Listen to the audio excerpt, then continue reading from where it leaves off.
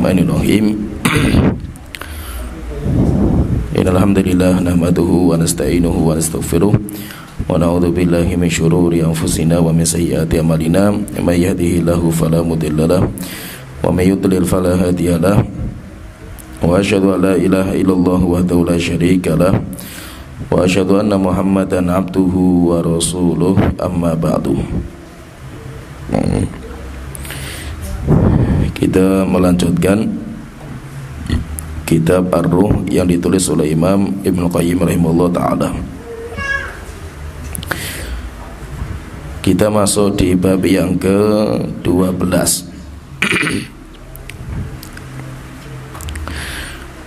Wahia anna su'ala munkarin wa nakirin hal huwa mukhtassun bi hadhil ummati aw yakunu laha wa li ghairiha. Pertanyaan, apakah pertanyaan mungkar dan nakir, malaikat mungkar dan nakir, khusus untuk umat Islam saja atau juga berlaku bagi umat-umat yang lain? Yaitu maksudnya, kita percaya bahwa orang ketika masuk di alam kubur, mereka nanti akan ditanya oleh malaikat mungkar dan nakir. Yang menjadi pertanyaan di sini, apakah pertanyaan malaikat mungkar dan nakir itu berlaku umum kepada semua orang, yaitu umatnya Nabi Muhammad, umatnya Nabi Musa, umatnya Nabi Isa dan yang lain? Atau pertanyaan malaikat mungkar dan nakir khusus hanya untuk umat Islam saja?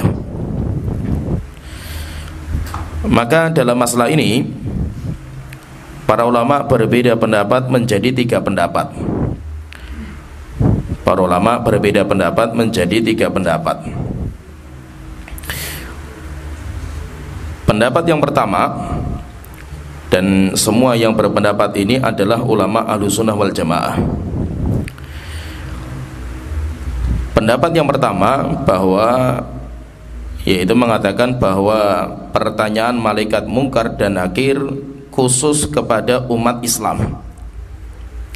Berarti umatnya Nabi Musa ketika meninggal dunia tidak ada pertanyaan malaikat mungkar dan nakir. Demikian juga nabi-nabi yang lain. Ini pendapat yang pertama. Dan pendapat yang pertama ini adalah pendapat Imam Abu Abdillah At-Tirmidzi. Imam Abu Abdillah At-Tirmidzi, beliau mengatakan, kata Imam Tirmidzi, innama su'alul mayyiti fi hadhil ummati khassatan, sesungguhnya pertanyaan malaikat mungkar dan nakir kepada orang yang meninggal hanya berlaku untuk umat ini saja, yaitu umat Islam. Li'annal umama qablana kanatir rusulu ta'tihim bir risalati. Kenapa kok hanya berlaku untuk umat ini saja? Karena kalau umat-umat terdahulu, umatnya Nabi Isa, Nabi Musa, Nabi Ibrahim dan yang lain, ketika datang Rasul kepada mereka, Rasul datang kepada mereka untuk mendakwahkan dakwah tauhid, maka kalau umatnya tidak beriman kepada Rasul-Rasul itu, langsung mereka diazab oleh Allah Ta'ala di dunia. Yaitu kalau umat terdahulu itu pilihannya cuma satu dari 2, mereka mukmin kepada Nabi itu, atau mereka kafir. Kalau kafir langsung diazab di dunia. Falamma ba'atha Allahu Muhammadan birrahmati amanan lil khalqi. Tetapi ketika Allah mengutus Nabi Muhammad, Nabi Muhammad diutus dengan membawa rahmat. Dengan membawa rahmat, di mana rahmat itu enggak ada di umat sebelumnya. Sebagaimana Allah Ta'ala berfirman dalam surat Al-Anbiya ayat 107, wa ma arsalnaka illa rahmatan lil alamin. Tidaklah kami mengutus engkau Muhammad kecuali rahmat bagi semesta alam. Semesta alam itu mencakup orang muslim, orang kafir, bahkan binatang. Sehingga Nabi Muhammad datang untuk memberikan rahmat hatta kepada orang kafir. Apa rahmat yang Allah berikan kepada orang kafir dengan diutusnya Nabi Muhammad? Yaitu Allah menahan azab. Allah menahan azab. Itu rahmat yang Allah telah berikan kepada orang-orang kafir sekarang. Yaitu bedanya gini, maksudnya itu fahami. Kalau Nabi dan Rasul zaman dulu, mereka diutus oleh Allah Ta'ala kepada sebuah kaum, maka kaum itu hanya diberikan satu dari dua pilihan. Mereka beriman sekarang atau tidak. Kalau mereka tidak beriman, langsung diazab. Kalau mereka nggak beriman, langsung diazab oleh Allah di dunia. Sehingga azab yang Allah timpakan kepada mereka bermacam-macam azabnya. Ini ya, kalau umat terdahulu.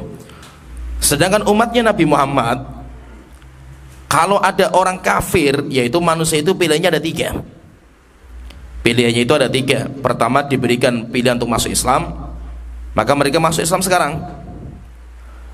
Atau mereka kufur, mereka tidak mau masuk Islam, tapi tidak Allah azab, ditunggu waktu, yaitu ditunda azabnya sampai mereka itu mudah-mudahan nantinya masuk Islam.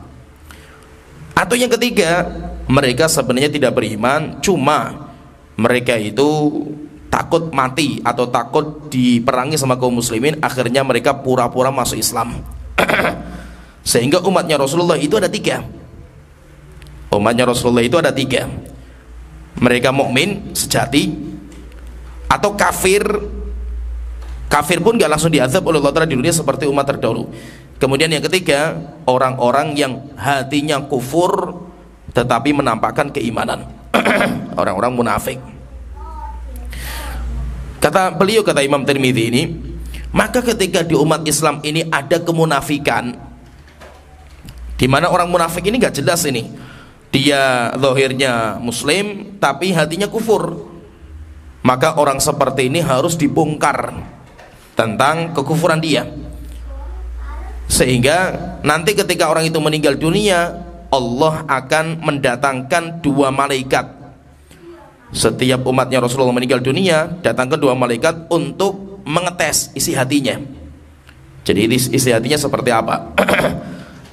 Tujuannya apa? Allah Ta'ala berfirman dalam surah Al-Anfal ayat ke-73, liyamizallahul khabitha minat thayyib. Tujuannya supaya Allah bisa memisah-misahkan mana yang baik dan mana yang buruk. Kalau tidak ada pertanyaan malaikat, mungkar dan nakir nggak ketahuan. Maka ketika umat Islam itu ada tiga manusia itu, umat Islam itu ada tiga, yaitu umatnya Nabi Muhammad, maksudnya umatnya Nabi Muhammad yang diutus Nabi Muhammad kepada mereka itu ada tiga. Ada yang mukmin, ada yang kafir, ada yang di tengah-tengah. Dia zahirnya muslim tapi hatinya kufur. Maka umat ini harus ditanya ketika masuk di alam kubur. Tujuannya itu apa? Untuk beda-bedakan mana yang mukmin sejati, mana yang kafir, dan mana yang munafik. Sehingga kata pendapat yang pertama, sehingga pertanyaan malaikat mungkar dan nakir hanya berlaku untuk umat Nabi Muhammad. Sedangkan umatnya Nabi Musa nggak ada pilihan, umatnya Nabi Isa nggak ada. Yang ada pertanyaan hanya umatnya Nabi Muhammad. Kenapa? Karena umatnya Nabi Muhammad itu ada yang mukmin kepada beliau, ada yang kafir kepada beliau, ada juga yang zahirnya muslim tetapi hatinya kufur. Sehingga mereka perlu dites ketika mereka masuk di alam kubur. Ini pendapat yang pertama. Jadi pendapat yang pertama, apakah pertanyaan malaikat mungkar dan nakir itu khusus kepada umat Islam saja atau umum kepada semua? Pendapat yang pertama kita sebutkan bahwa pertanyaan malaikat mungkar dan nakir khusus kepada umatnya Nabi Muhammad. Sedangkan umat-umat Nabi sebelumnya tidak. Kenapa seperti itu? Karena umatnya Nabi Muhammad itu ada tiga. Sedangkan umat Nabi-Nabi sebelum Nabi Muhammad itu cuma dua pilihannya, mereka mukmin atau kafir, nggak ada yang ketiga. Tidak ada yang ketiga. Maka ketika umat Islam atau umatnya Nabi Muhammad itu ada yang muslim, ada yang kafir, ada yang munafik, dan munafik itu nggak ketahuan di dunia, maka mereka harus dites untuk membeda-bedakan mana yang mukmin, mana yang kafir, dan mana yang munafik. Ini pendapat yang pertama. Pendapat yang kedua, wa khalafa fi dzalika akharun. Ada juga ulama yang berpendapat kedua, bahwa pertanyaan malaikat mungkar dan nakir umum kepada semua manusia, baik itu umatnya Nabi Muhammad atau umatnya Nabi Isa, umatnya Nabi Musa, dan nabi-nabi sebelumnya. Ini pendapatnya Imam Abdul Haq Al-Ishbili. Kemudian ini juga pendapatnya Imam Al-Qurtubi. Imam Al-Qurtubi bukan Imam Al-Qurtubi ahli tafsir, tapi beliau punya kitab namanya kitab Al-Tazkirah fi Umulil Akhirah. Itu kitab yang beliau tulis, Imam Al-Qurtubi. Jadi kalau pendapat yang kedua, semuanya ditanya. Nanti ditanya sesuai dengan nabinya. Kalau dia umatnya Nabi Musa, ya yang ditanya tentang Nabi Musa. Bagaimana pendapat kamu? Atau waman nabiyuka, siapa nabimu? Maka dia mengatakan Musa, karena mereka pengikutnya Nabi Musa, bukan Nabi Muhammad. Sehingga semua umat ketika masuk di alam kubur pasti semuanya akan ditanya. Semuanya akan ditanya tentang apa? Ya tentang agamanya, Tuhannya, dan nabinya. Terus nabinya siapa? Nabinya ya sesuai dengan nabi yang diutus kepada mereka. Ini pendapat yang kedua. Pendapat yang ketiga, wa tawaqqafa fi dzalika akharun. Ada juga ulama-ulama yang milih diem. Jadi pendapat yang ketiga mengatakan wallahu alam, kita enggak menetapkan ditanya semuanya, atau kita juga tidak menetapkan khusus hanya untuk umat Islam. Kita milih untuk diam dalam masalah ini. Kenapa diam? Karena dalilnya tidak ada yang pasti. Dalilnya itu masih perdebatan. Dan di antara ulama yang berpendapat seperti ini adalah Imam Ibnu Abdul Bar, termasuk ulama besar al-hadis mazhab Malikiyah. Beliau pendapatnya seperti itu. Berarti intinya di sini dalam perkara ini, apakah pertanyaan malaikat mungkar dan nakir kepada umatnya Nabi Muhammad saja atau kepada yang lain, maka berarti ada tiga pendapat. Pendapat yang pertama mengatakan bahwa pertanyaan malaikat mungkar nakir khusus hanya untuk umat Islam. Itu pendapat Imam Tirmidzi. Yang kedua, pertanyaan malaikat mungkar nakir umum kepada semua umat. Ini pendapatnya Al-Ishbili dan pendapat Imam Al-Qurtubi. Kemudian ketiga, berpendapat tawakuf. Tawakuf itu diam, yaitu tidak memberikan jawaban apakah ditanya semuanya umum atau khusus. Ini pendapat Imam Ibnu Abdul Bar. Setelah itu beliau mendiskusikan masalah dalil yang ada, yaitu dalil-dalil masalah ini. Kata beliau, kata Imam Qayyim, ada beberapa dalil memang yang itu menunjukkan khusus, pertanyaan itu khusus kepada umat Islam saja, sehingga itu dipakai oleh ulama-ulama yang mengatakan bahwa pertanyaan itu khusus, atau pendapat yang pertama. Maksudnya dari sini nanti kita coba latihan cara istimbat. Jadi kalau kita itu menetapkan sebuah hukum, yang kita perlukan itu yang pertama dalil. Dalilnya dulu kita pelajari, dalilnya sahih atau tidak. Setelah kita tahu dalilnya, setelah itu kita masuk ke istimbat, pendalilan. Pendalilannya seperti apa? Kalau kita sudah dapat pendalilan, setelah itu baru masuk ke hukum. Nah, jadi untuk sampai kepada hukum tidak bisa hanya pakai dalil. Kita tahu dalilnya sahih, tapi untuk sampai kepada hukum A itu butuh namanya istimbat. Istimbat atau namanya istidlal, atau cara pendalilan. Nah, di sini ada beberapa riwayat yang itu menjadi bahan diskusi para ulama di sini. Rasulullah SAW beliau bersabda, inna hadhil ummata tubtala fi quburiha. Rasulullah bersabda, sesungguhnya umat ini akan diuji di dalam kuburnya. Akan diuji, akan ditanya di dalam kuburnya. Rasulullah juga mengatakan dalam sebuah hadis yang lain, uhiya ilayya annakum tuftanuna fi kuburikum. Diwahyukan kepada saya bahwasanya kalian akan ditanya di dalam kuburan kalian.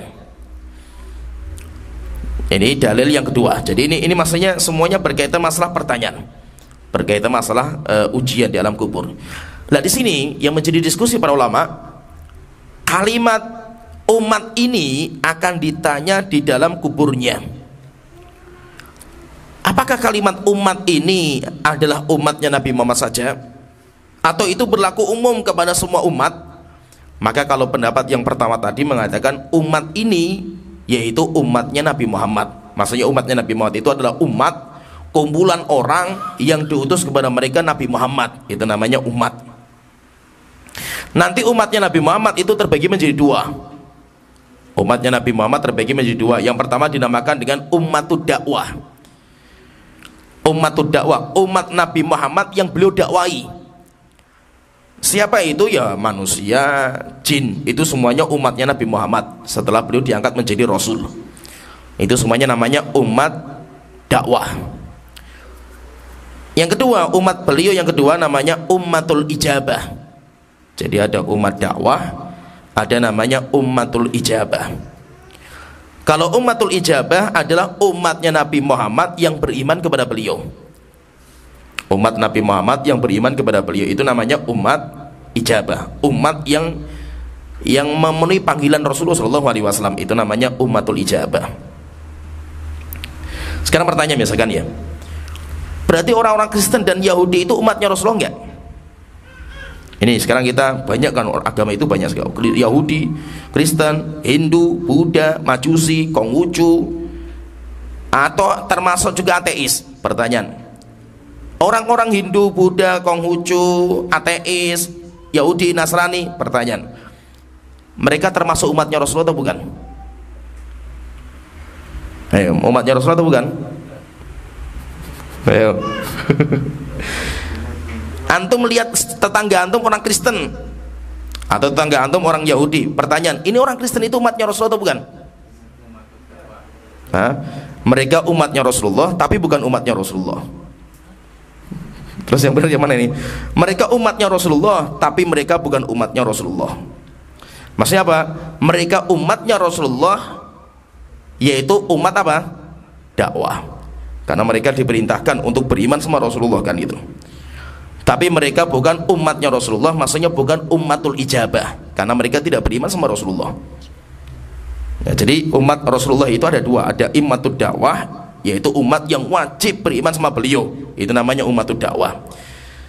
Yang kedua namanya ummatul ijabah, umat yang mereka itu beriman sama Rasulullah SAW, namanya ummatul ijabah.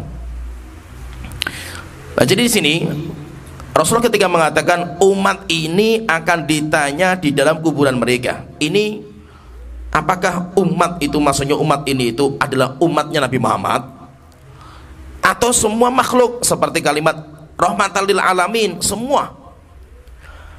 Maka kalau pendapat yang pertama mereka mengatakan enggak, ini khusus, ini ayat ini, hadis ini khusus. Yang dimaksud dengan umat ini ya umat yang diutus kepada mereka seorang Rasul, yaitu Rasulullah Nabi Muhammad. Berarti kalau yang tidak diutus kepada mereka Nabi Muhammad, kaumnya Nabi Isa, Nabi Musa, berarti mereka bukan masuk dalam hadis ini. Berarti mereka nggak ditanya. Kalau pendapat yang kedua mengatakan, pendapat yang kedua, umat dalam hadis ini itu adalah semua makhluk. Sehingga bahwa semua makhluk akan ditanya. Maksudnya berarti baik umatnya Nabi Musa, Nabi Ibrahim, semuanya akan ditanya. Ini pendapat yang kedua. Karena maka pendapat yang kedua mengatakan umum.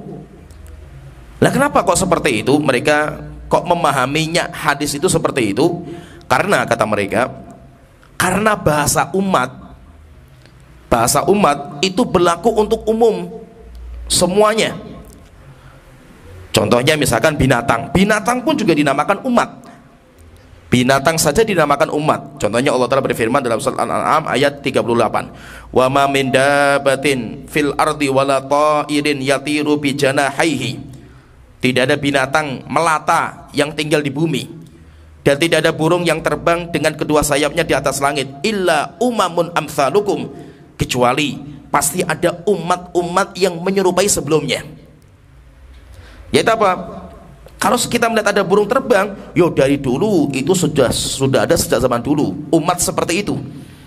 Yang dimaksud dengan umat itu apa? Makhluk. Contohnya lagi, misalkan Rasulullah mengatakan ketika melihat anjing, Rasulullah mengatakan laula anna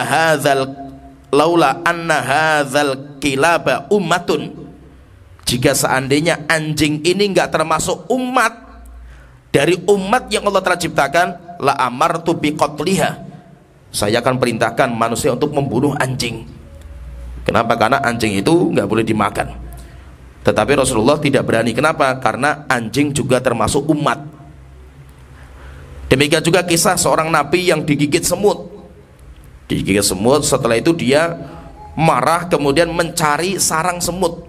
Sarang semutnya itu di mana? Dapat sarang semutnya, dibakar semuanya. Akhirnya Allah berikan wahyu kepada nabi itu, dimarahi.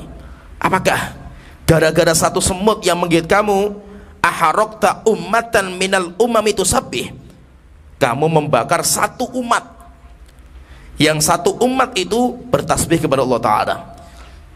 Yaitu berarti apa? Rombongan semut yang mereka itu punya sarang, itu dinamakan juga dengan umat itu, dinamakan juga dengan umat, sehingga menunjukkan berarti kalimat tadi bahwa umat ini akan ditanya, yaitu umatnya Nabi Muhammad, ya umatnya sebelumnya, itu juga semuanya akan ditanya karena semuanya umum.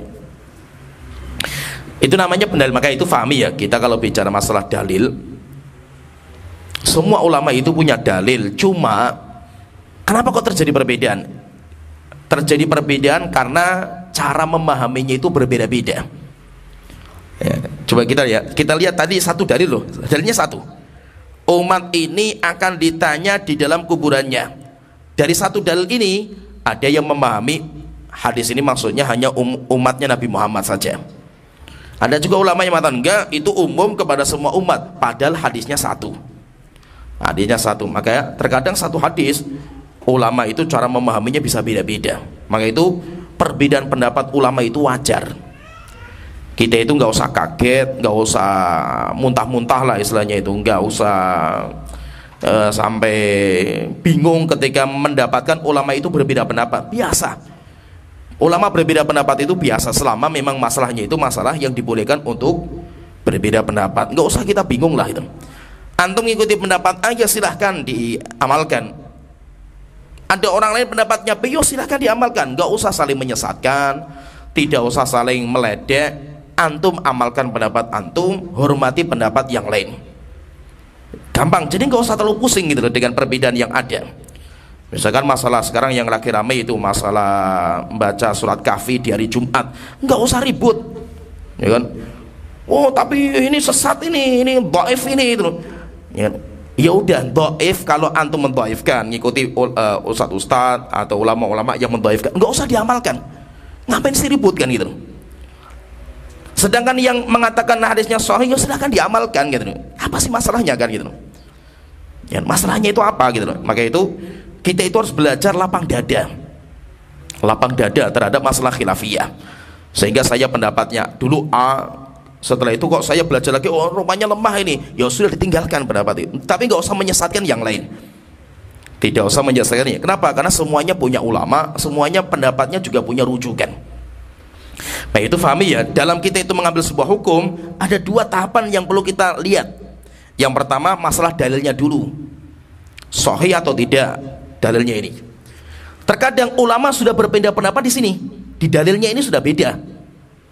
Ada yang mengatakan sahih, ada yang mengatakan dhaif. Satu hadis saja terkadang hukumnya bisa beda-beda. Ketika ini dalilnya sudah beda hukumnya, apalagi masalah pendalilannya. Jadi kalau hadisnya saja sudah berbeda derajatnya, apalagi hukumnya. Dan itu biasa, nggak usah kita itu terlalu bingung lah itu.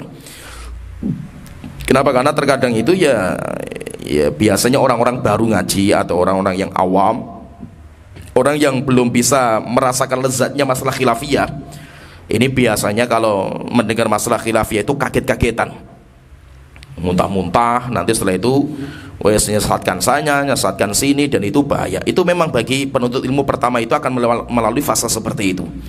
Nah itu ada seorang ulama, dan banyak pendapat ulama menyebutkan di kitab-kitab mereka, yaitu ucapan bahwa man lam ya'rifil khilaf, siapa yang belum bisa mengetahui khilafiyah di antara para ulama, fala ta'uduhu aliman, jangan kamu anggap dia itu ahli ilmu. Berarti kalau ada orang yang dia belum tahu masalah khilaf dan dia belum bisa lapang dada, anggap dia masih orang bodoh. Karena gayanya orang bodoh itu kayak gitu, gontok-gontokan kalau masalah khilafiyah. Itu gayanya orang awam. Sampai ada seorang ulama mengatakan, man lam ya'rifil khilaf, siapa yang tidak mengetahui khilaf, lam yasum al-fiqha bi anfihi, siapa yang belum bisa mengenal khilaf, belum tahu ini masalah khilafiyah, kemudian ini pendapat yang ini, maka dia belum bisa mencium bau harumnya ilmu fikih dengan hidungnya, yaitu dia itu berarti masih tingkatan orang bawah lah. Maka itu biasa saja gitu, itu kalau membaca kitab para ulama, kok ulama itu berbeda pendapat walaupun hadisnya sama, itu biasa saja, nggak usah kita itu kaget-kagetan. Walaupun ini masalah akidah, ini kan bukan masalah fikih. Pembahasan kita ini kan masalah akidah, karena ini masalah perkara yang ghaib. Pertanyaan malaikat mungkar nakir itu kan masalah yang ghaib, dan itu kan masalah akidah, bukan masalah fikih. Kalau fikih kan masalah ibadah, ini masalah ghaib, karena kita bicara masalah alam ghaib. Dan masalah yang ghaib itu kan masalah akidah, masalah iman. Rupanya masalah iman saja ada yang khilafiyah dan ada yang khilafiyah. Syekhul Islam pernah membahas panjang lebar di Majmu' Fatawa tentang masalah, saya pengen nyebutkan bahwa orang bisa mengetahui masalah khilafiyah itu lezat sekali. Kelezatan ilmu itu di situ.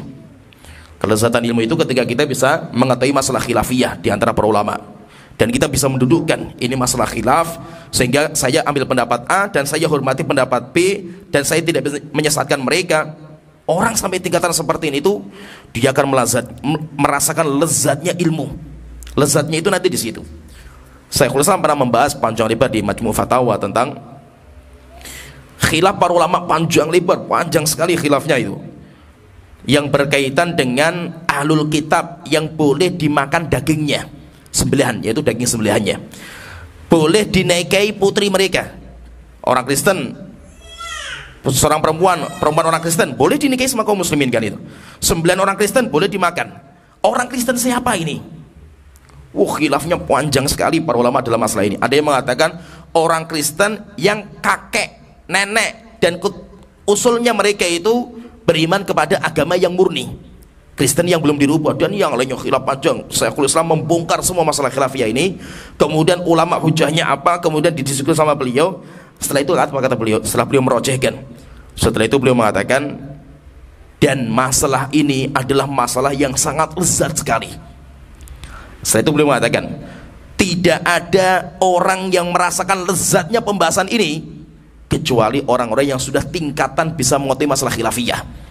Kalau belum tahu masalah khilafiyah, nggak akan merasakan lezatnya pembahasan ini. Yang isinya cuma bahwa sesat kamu, kalau nggak ikut saya sesat, pokoknya itu nggak ada masalah khilaf, masalah ini, sehingga tidak akan merasakan lezatnya sebuah khilafiyah. Sehingga maksudnya itu saya jelaskan supaya kita itu lebih paham. Mari kita itu belajar untuk lapang dada, ya. Terkadang hadisnya sahih, satu hadis, tapi cara memahami bisa beda-beda, dan itu biasa, para ulama itu biasa kayak gitu. Maka nggak usah kita itu terheran-heran. Kalau pendapatnya Imam Al-Qayyim sendiri, setelah beliau menyebutkan ada 3 pendapat, maka beliau mengatakan wadh-dhahir, wallahu alam. Pendapat yang paling dhahir bagi saya, paling kuat bagi saya, wallahu alam, dan itu ilmunya semuanya Allah yang lebih mengetahui. Anna kulla nabiyyin ma ummatihi kadzalika.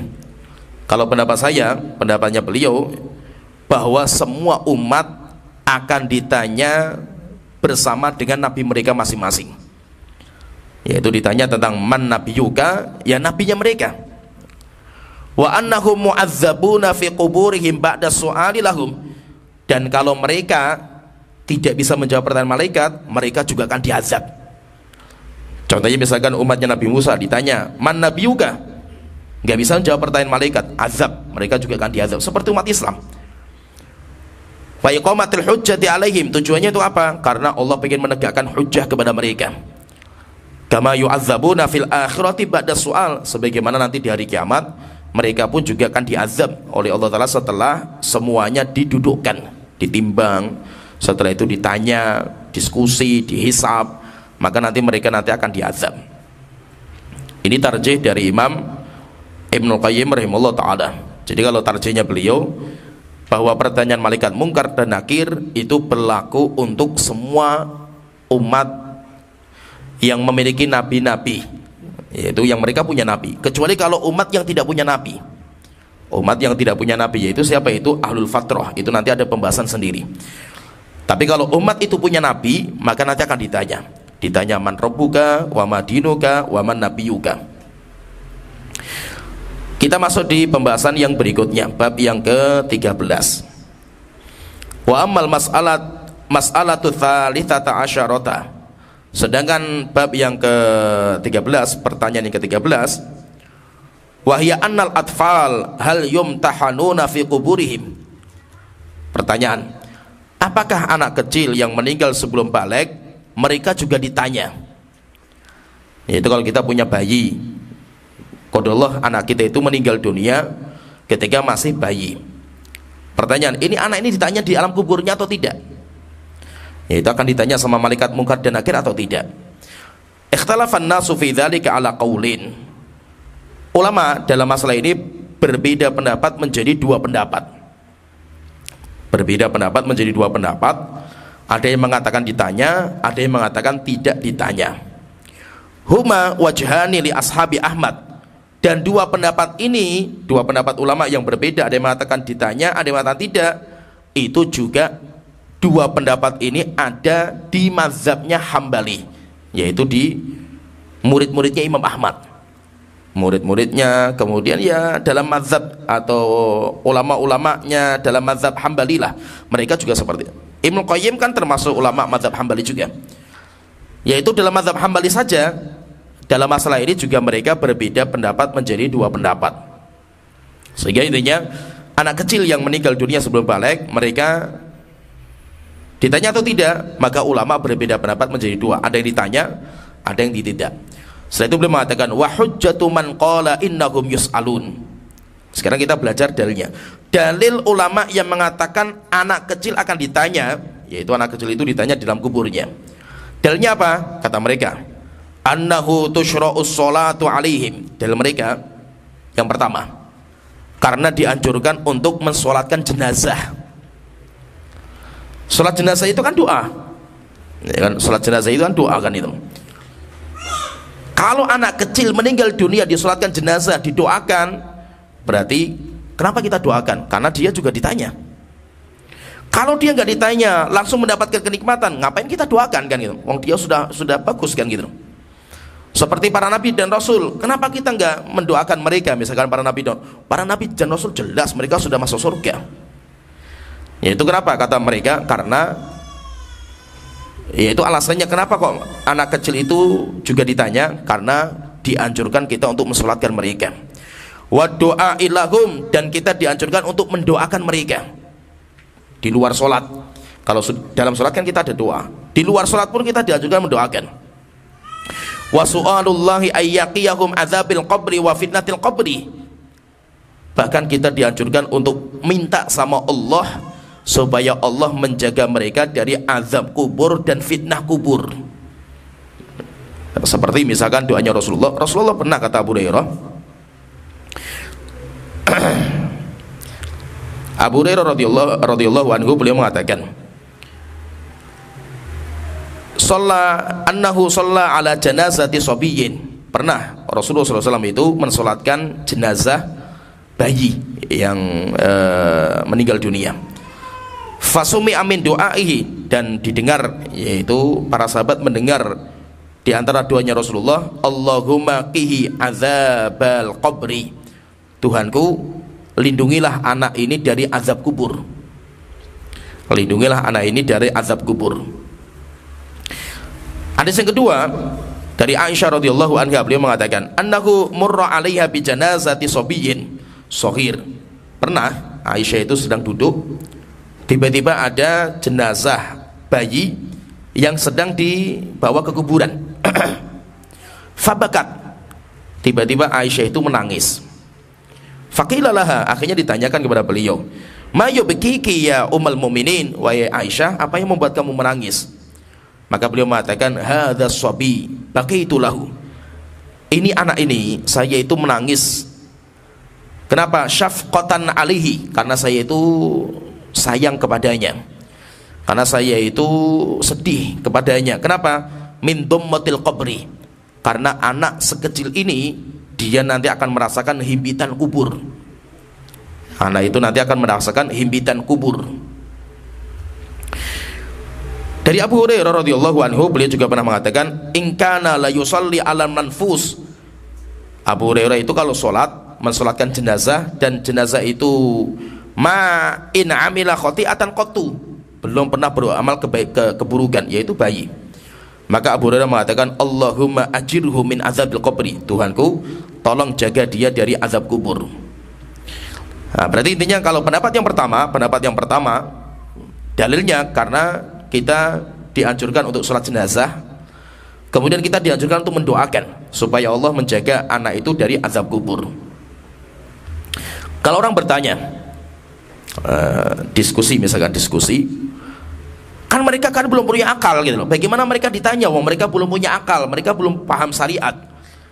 Maka nanti mereka menjawab, wallahu subhanahu yukmilu lahum uqulahum.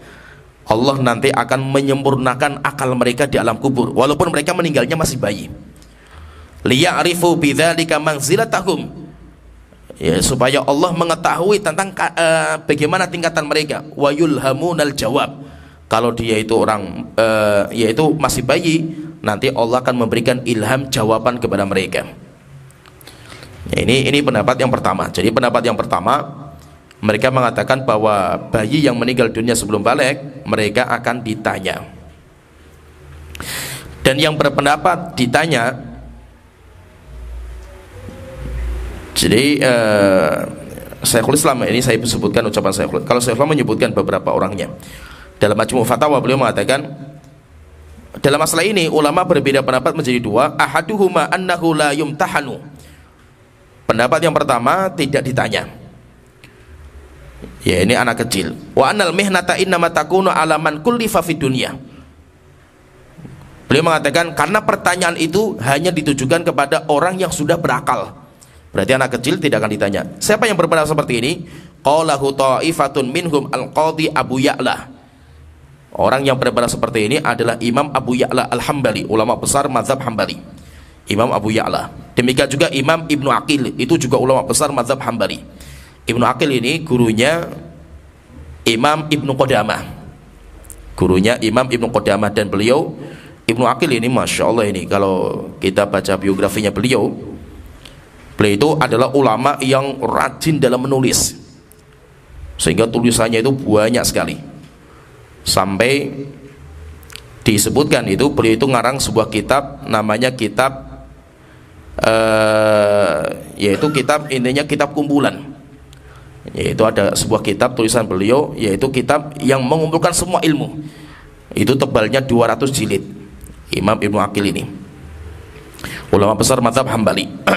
Ini pendapat yang pertama. Jadi pendapat yang mengatakan bahwa anak kecil nggak ditanya, itu pendapatnya Imam Abu Ya'la al-Hambali dan Imam Ibnu Aqil al-Hambali. Wathani, dan yang kedua, pendapat yang kedua, annahu yumtahan, bahwasanya anak kecil itu akan ditanya. Wa huwa qaulu aktsari ahli sunnah, dan itu pendapat mayoritas ulama ahli sunnah. Mayoritas pendapatnya mereka akan ditanya.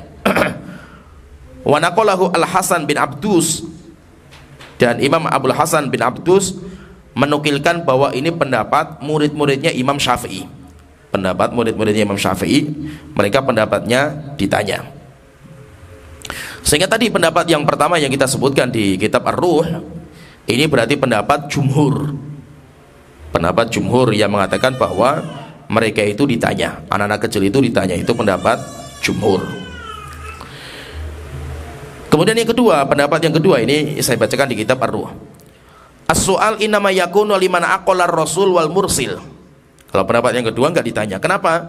Karena pertanyaan itu hanya ditujukan kepada orang yang berakal, sehingga dia memahami tentang Rasul, tentang siapa yang mengutus Rasul itu, yaitu Allah Ta'ala, dan agama yang dibahas sama Rasul itu, sehingga dia bisa menjawab. Kalau dia itu tidak memahami, bagaimana bisa dijawab? Maka Maka beliau mengatakan, kata mereka, pertanyaan-pertanyaan itu kalau kita lihat jelas, man rabbuka wa madinuka wa man nabiyuka, jelas sekali bahwasanya mereka itu memahami tentang Allah, Nabi, dan memahami tentang Rasul. Entah nanti mereka beriman atau tidak, tapi mereka itu memahami.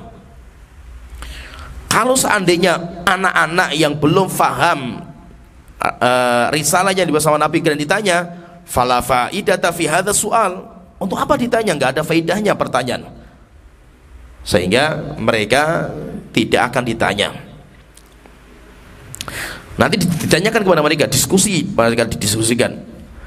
Kalau ditanyakan kepada mereka, loh terus kenapa kok di hari kiamat Allah bertanya sama mereka? Anak-anak kecil ditanya semua, anak-anak kecil juga dihisab.